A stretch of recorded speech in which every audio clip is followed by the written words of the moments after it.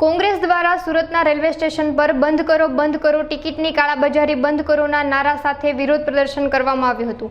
સુરત તેમજ ઉધના રેલવે સ્ટેશનથી લાંબા રૂટની ટ્રેનોમાં થતી ટિકિટની કાળાબજારી અને મુસાફરોને થતી હેરાનગતિના આક્ષેપો પણ કોંગ્રેસ દ્વારા લગાવવામાં આવ્યા હતા। તેમજ અન્ય પ્રશ્નો બાબતે સુરત શહેર જિલ્લા કોંગ્રેસ સમિતિ દ્વારા આવેદનપત્ર આપવામાં આવ્યું હતું।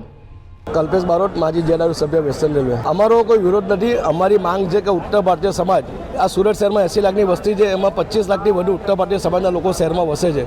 सूरत जो विकास थयो है एम उत्तर भारतीय समाजनु पण खूब मोटुं योगदान रह्युं छे। तो सूरत शहर कांग्रेस समितिनी मांगणी है कि आवनारा दिवाळीना तहेवार छठ पूजा ने ध्यान में लईने जे वीकली ट्रेनों है एने डेली करवामां आवे।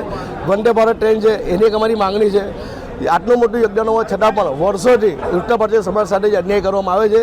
ए माटे वेस्टर्न रेलवे जनरल मैनेजर ने एक आवेदनपत्र आपવાનો कार्यक्रम सूरत शहर जिला कांग्रेसना नेतृत्व रखवामां आव्यो छे। टिकિટની કાળાબજારી 6 મહિના પહેલા જ્યારે બુકિંગ ખુલે છે ત્યારે શ્રમિક લોકો ટિકિટ બુક કરાવે છે, પરંતુ પૈસા પાત્ર લોકો હોય છે, જે લોકોના અધિકારીઓ સાથે સારા સંબંધ હોય છે એ લોકો વીઆઈપી કરાવી લે છે। વીઆઈપી ટિકિટના પણ 2-3 હજાર રૂપિયા ભાવ ચાલે છે।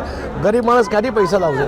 મુખ્ય મારી માંગણી છે કે ઉત્તર ભારત જવા માટે કોઈ ફ્લાઇટની પણ સુવિધા નથી કે લોકો ફ્લાઇટમાં જાય, પણ શ્રમિક પરિવાર છે ફ્લાઇટમાં ક્યાંથી જવાના? એટલે એ લોકો પાસે છેલ્લો આશરો છે રેલવેમાં પણ માત્ર તાપ્તી ગંગા છે, બોલા આપણે દાનાપુર એક્સપ્રેસ આવી 2-3 ટ્રેનો છે।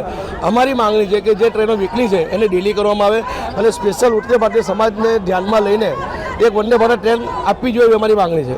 જ્યારે પણ આવી દુર્ઘટના બને છે ત્યારે રેલવે પ્રશાસન પોતાની ચામડી બચાવવા માટે ટ્રેનો ચાલુ કરે છે, પણ તમે જ્યારે દુર્ઘટના બને ટ્રેન ચાલુ કરો છો એના બદલે આગોતરા આયોજન રૂપે તમે ડેલી ટ્રેન છે, વીકલી ટ્રેન છે એને ડેલી કરવામાં આવે। અને અમારી આપના માધ્યમથી પ્રશાસનને વિનંતી છે કે આવનારા સમયમાં જો ઉત્તર ભારતીય સમાજને ન્યાય કરવામાં ના આવશે તો સુરત શહેર કોંગ્રેસ સમિતિ દ્વારા સુરત રેલવે સ્ટેશનમાં તે લોકો આંદોલન કરવામાં આવશે।